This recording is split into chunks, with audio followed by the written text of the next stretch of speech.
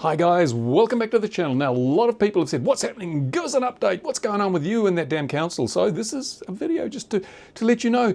And what's happened is nothing, absolutely nothing. Now our council has a strategy. They've used this so many times in the past. When something happens and they don't want to deal with it, they just lift the drawbridge, close the windows, raise the shields, put their fingers in their ears and ignore it, in the hope that it'll go away. And to be honest, most of the time it does. Most people, when faced with this stonewalling, will just eventually give up. They bang their head against the wall until it bleeds profusely and then just walk away.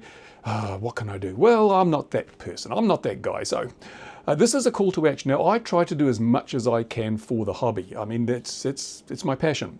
So I'm hoping that the hobby can return the favour on this occasion. Not asking for money, not asking for anything, except I would like you to do me a favour and simply ask the council what's going on. Now, I've emailed them probably half a dozen times in the last month since this all came about, offering to meet with them and sort this out and asking for them to help in this matter. And I have got nothing, absolutely nothing. So, as I say, they've gone into siege mode. They're just going to ignore everything. So they can ignore me, I'm one person, but I'm hoping that if enough of you guys start asking, then they'll have to actually do something. So I've got, the council website has places where you can get the addresses of the councillors. I'll put up on the screen now where you can find. So just follow these steps, as you can see, and you'll end up with a magazine called the InTouch Magazine. Now this is something published every month by the councillors, bit of a propaganda sheet really.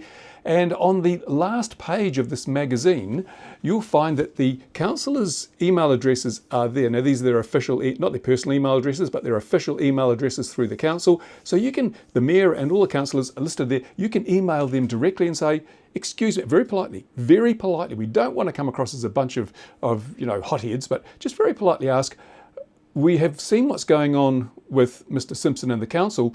We're at a loss to understand the situation. Can you please let us know what you are doing to resolve the situation? Just ask them nicely. You might also want to point out that you get pleasure from watching the videos on this channel. My channel introduced you to Tokoroa on the world stage. You wouldn't have known about it otherwise. And maybe if you have, or if you are thinking of visiting in the future, if you've visited before, you're thinking of coming again, or just for the first time, let them know that it's because of this channel that you would be putting Tokoroa on your itinerary when you come to New Zealand or when you're touring the country. Let them know these things. I've told them, they probably don't believe me.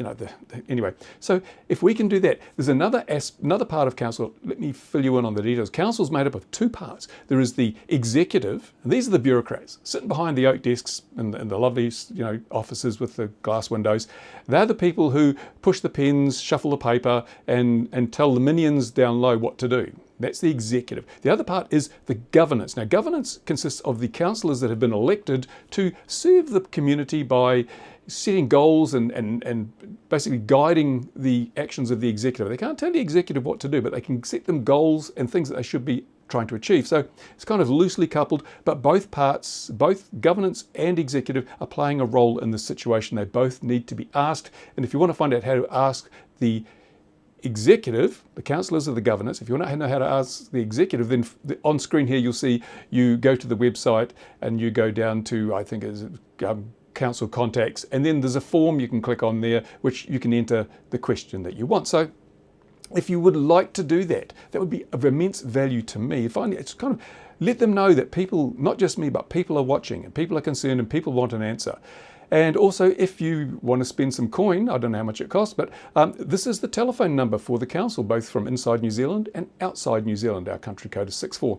So if you, during normal business hours, the council has the business hours on, I think it's 8 a.m. in the morning, New Zealand daylight time, till 5 p.m. New Zealand daylight time. Google will convert that to your own time zone. You could give them a ring and also ask them. Now, to be effective, I need a lot of people. If we get 4 or 5 people, it's not going to make any difference. But if we get a few hundred, maybe even a few thousand people, maybe that will break down the drawbridge, bring the drawbridge down, smash open the windows and get these people to stop and realize a siege mentality will not work in this particular case. So I'm taking a gamble here. I'm taking a risk because nobody may decide to do this. They may say, we're all too busy, go away. You're an old man, stop ranting.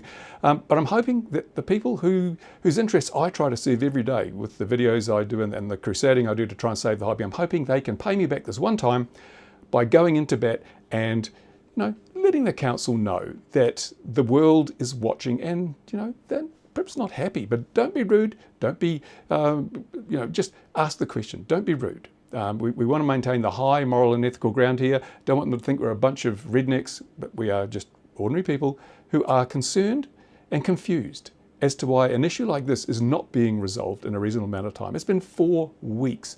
4 weeks and nothing has happened. So, yeah, go for it, people, if you can. And I'll leave it up to you. I've got another video coming up shortly because a lot of people have asked the same questions over and over again in the videos I posted recently. So I've got an FAQ coming. Those questions will include, why not get wings? Why not just fly somewhere else? Why not just fly anyway? Why not just go and fly at the airfield anyway? And what's the council's beef with me?